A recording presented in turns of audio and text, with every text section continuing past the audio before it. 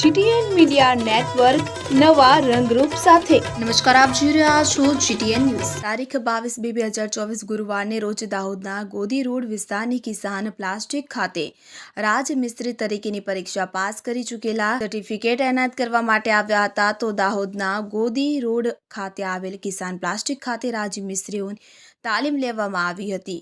તાલીમ પૂર્ણ થતાં જ તારીખ 22/2/2024 2 કલાક 231 જેટલા મિસ્ત્રીઓ કે જે પરીક્ષામાં પાસ થયા તે તમામને દાહોદના સાંસદ જસવંતસિંહ ભાભોરની ઉપસ્થિતિમાં પ્રમાણપત્ર એનાયત કરવામાં આવ્યા। યોજનામાં તાલીમ લઈ પરીક્ષા આપી અને પાસ થઈ ચૂકેલા રાજમિસ્ત્રીઓને સ્ટાઇફન્ડ 15,000નું ટૂલકીટ ખરીદવા કૂપન અને 1 લાખ રૂપિયાની લોનની સહાય આપવામાં આવશે। તો સર્ટિફિકેટ વિતરણ કાર્યક્રમમાં દાહોદના સાંસદ જસવંતસિંહ ભાભોર, દાહોદના ધારાસભ્ય કનૈયાલાલ કિશોરી, દાહોદ જિલ્લા પ્રમુખ શંકરભાઈ અમલીયાર, દાહોદ જિલ્લા મહામંત્રી નરેન્દ્રભાઈ સોની, લીમખેડાના પ્રભારી વિનોદભાઈ રાજગોર, વોર્ડ નંબર 1ના કાઉન્સિલર લખનભાઈ રાજગોર સહિતના ભારતીય જનતા પાર્ટીના કાર્યકર્તાઓ, હોદ્દેદારો અને પરીક્ષા પાસ કરી ચૂકેલા તમામ રાજમિસ્ત્રીઓ ઉપસ્થિત રહ્યા હતા। આજ રોજ એવીપીએલ કંપની દ્વારા આઈઆઈડીએમસી વેન્ચર્સ પ્રાઇવેટ લિમિટેડ કંપની દ્વારા જે ગત 6-7 દિવસથી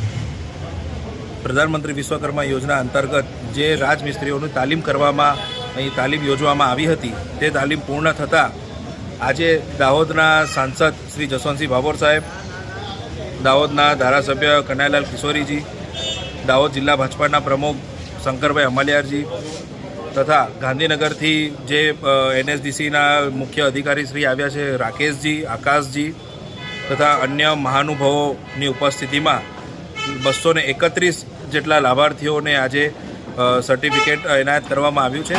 આ સર્ટિફિકેટની સાથે સાથે એમને 15,000ની ટૂલકીટ પણ રજીસ્ટ્રેશન થઈ છે, જે ગવર્મેન્ટના રૂલ્સ પ્રમાણે એમએસએમઈ ડિપાર્ટમેન્ટ દ્વારા એમના એડ્રેસ પર એ ટૂલકીટ પણ 15,000ની મોકલવામાં આવશે।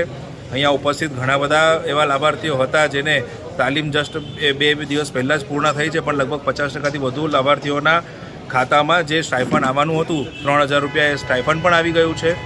અને માનનીય પ્રધાનમંત્રી મોદી સાહેબનો આ તબક્કે હું ખૂબ ખૂબ આભાર માનું છું કે આટલી સરસ યોજના જે બનાવી છે અને આટલા ગ્રાઉન્ડ લેવલના બીજી, ત્રીજી, ચોથી, પાંચમી ચોપડી ભણેલા હુનરમંદ લોકોને આજે આ એક ડિગ્રી આપવાનું કાર્ય કર્યું છે, ખૂબ જ ઉમદા કાર્ય કર્યું છે। એ બદલ હું મોદી સાહેબનો પણ ખૂબ ખૂબ આભાર માનું છું।